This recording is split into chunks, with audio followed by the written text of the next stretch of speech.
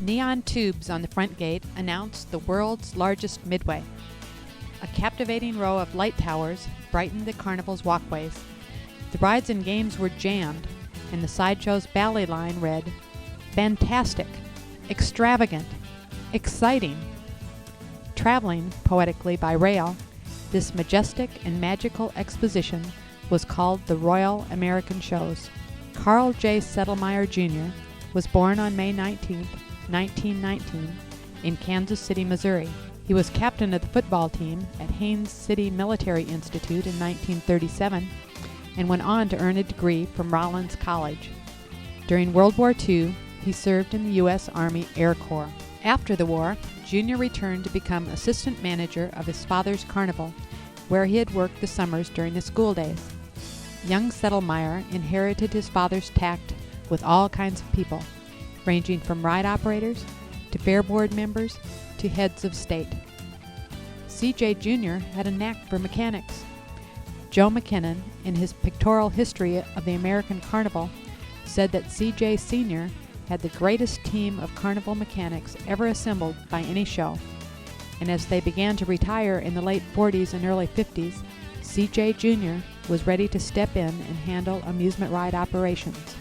When his father passed away in 1966, C.J. Jr. assumed full leadership of the railroad show as it moved from Florida to the Midwest to Canada to fall fairs in the southern United States. Bob Golsack says that during the 60s, 70s, and 80s, the Carl Sedlmayr family was considered by many as the first family of the carnival industry. The Royal American shows enjoyed what was possibly the best route of any midway. Bernard Thomas says that the Royal American had the premier carnival operation in North America. "We all wanted to be like the Royal," Thomas said.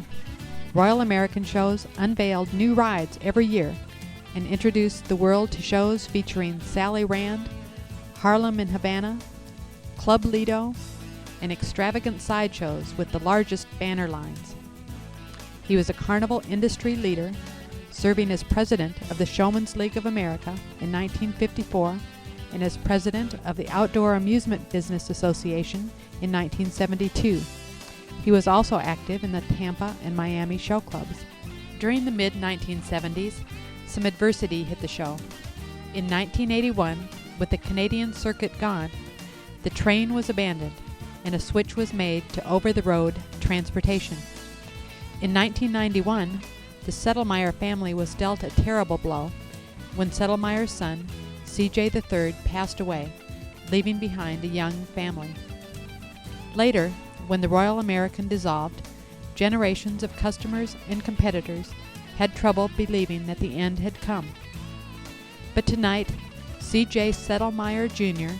is introduced as the newest member of the OABA's Hall of Fame. He is a giant in the wonderful world of carnival history.